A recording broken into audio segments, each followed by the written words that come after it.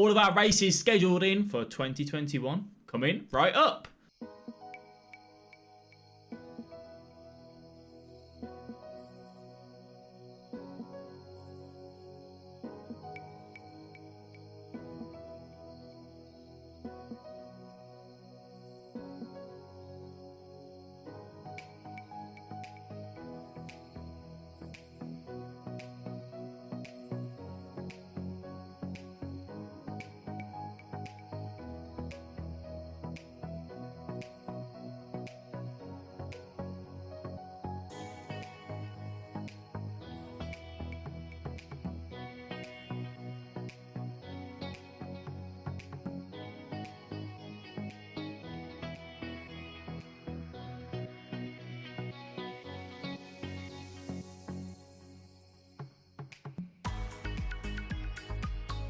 So then, ladies and gentlemen, welcome back to another video here on the Analyst Extra channel. It's been a little while. I do apologise for the lack of uploads. I have been out running. I just haven't been uploading. I've took my GoPro with me. The battery's dead, even though I charged it. I've had loads of issues, but I think we've sorted it now, and we're back with you today to talk to you about our races that we've got booked in for 2021. Before we do that, though, let's go ahead and talk about the run that we've been on today, which you saw at the start of the video.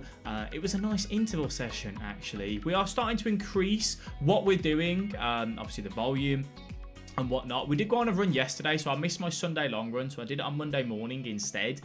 So I did this on tired legs, actually, which is the first time I've done this since I've been running again in 2021. We went out and we did 4.89 miles. We're out for just over 48 minutes, 9:50 a mile. But what actually were we doing with the intervals? We started off with a 10-minute easy pace. That to me was about 10 minutes a mile. And then we moved into 5 minutes of interval running and then 2 minutes walking, and we did that 4 times over. Now, the interval pace that I was aiming for was 8 minutes 30, which we managed to do. Some of them were 8:23, 8:25, but as a whole, 8 minutes 30 for those 5 minutes. 2 minutes recovery of just a walk, trying to bring the heart rate back down and then cracking back on with it. As I said, we did that 4 times over, and then we finished off with a 10-minute run. Again, aiming for about that 10-minute a mile pace. Really been trying to lean forward a little bit in my running, so I'm almost falling into the ground, so to speak, but while keeping my chest up. I've been reading a book recently. Well, I've been trying to follow the breathing technique, which is every 4 steps, breath in and breath out, and I've been trying to go with that to maintain like my heart rate down, as well as being on my tiptoes in a sense, so you're not landing. I think before, not that I was a massive heel striker, but my shin splints, I think specifically, were coming from hitting the ground quite hard and not letting my calf kind of take a lot of the pressure, let's say, which is what I'm trying to be focused on, which has been helping, but my calves are very tight, so I'm trying my best to foam roll, massage them, do everything I can to aid in the recovery, which is something that we are focusing on. So that was our run for today. I have been running in the morning the last 2 days. I'm trying to get into a routine of getting up early, having breakfast. I'm very fortunate, obviously, that I work from home, and I don't need to be in work for a specific time, so to speak. So I've been getting up at 6 a.m, having my breakfast, letting my breakfast go down, going and doing what I need to do, to kind of let it pass through, and then getting ready and then going out on the run. So if that takes a little bit longer, that's not a problem. As long as I'm kind of sat at my desk for 9:30 or so, I'm happy. So I'm aiming to get out 7:15, 7:30, go out and do the run. So really enjoyed it this morning. I like the interval sessions. I like being able to push myself. After the first one, I wasn't necessarily feeling it.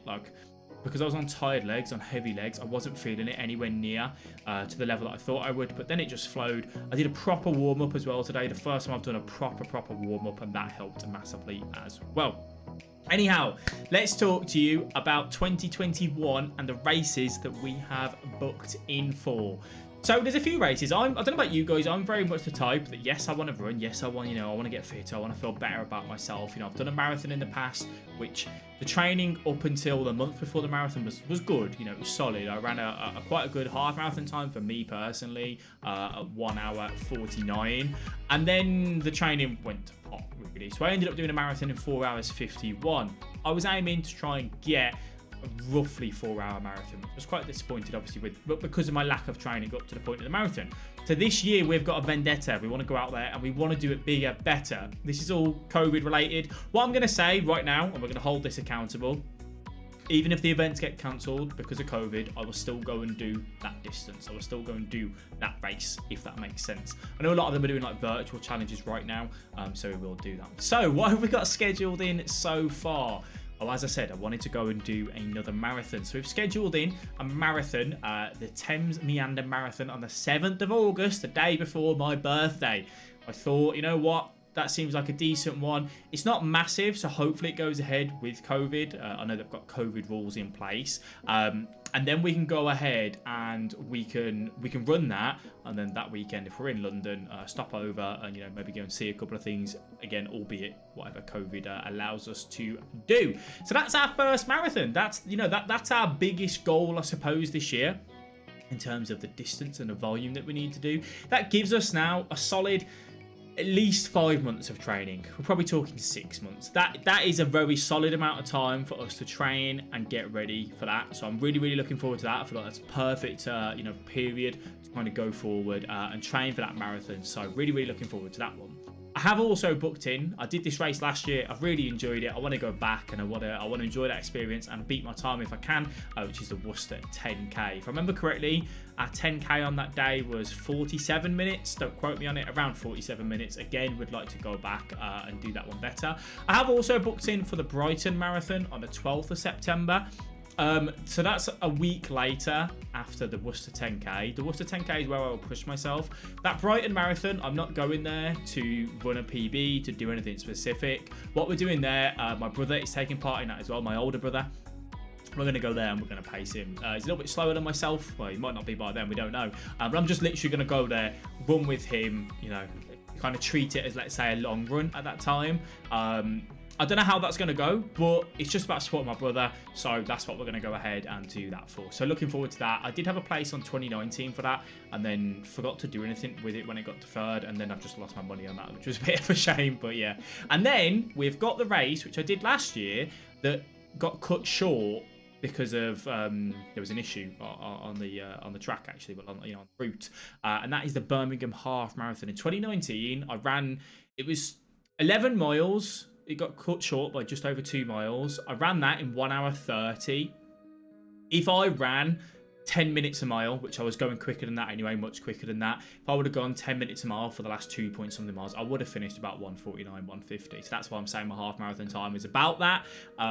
So we're going to go back there and hopefully we do the full route, and that'll be a big push, obviously, for a PB. And that's what I've got in so far this year. There might be a couple of things here and there, some time trials for myself, obviously, over the next couple of months. I know we've got a 5K at the end of March that we want to do, and then we've got a 10K the following month. So yeah, that's kind of where we're at and what we're going to do. So there's a lot of races lined up. I'm really looking forward to it. I'm looking forward to, you know, to having those goals, having those targets. I will set specific time goals as we get closer, I think. So the marathon, I'll probably select my time goal probably about 2 to 3 months out. I feel like if I try and do that now, I'm at such an early point in my running journey again. You know, weight obviously is higher. Just trying to get back used to running and everything. So I'm not going to set my goals, so to speak, as yet, because they are in a long distance in a way. But I do want to make sure that I give it my all effort from this point onwards and focus in on that. I'm trying to find a structure to how I want to make these videos, whether I want to do like a weekly rundown, vlogs or whatever. If you guys have got any opinions on what you want to see, please do jot them down in the comments section below. We have also been running in the new Saucony endorphin shoes, so we've been using them instead of the Nike Pegasuses that we had. They were quite old now, they're getting on to 300 miles. So we've got a bit of a rotation, probably going to look to pick up another road shoe in the next month, 2 months or so, just to obviously help, you know, with my feet and everything on that front. So enjoy my running. Thank you all for tuning in. If you enjoyed the video, please do give it a like and subscribe if you are new. Thank you all for watching. Let me know how your run is going down below. Get involved with the Analyst Strava Club. Come over and join that. We're nearly at 100 members now. We've got a 5K at the end of March. Be good to see how you guys get on in that. Thank you all for tuning in, and I'll catch you in the next video. Bye bye.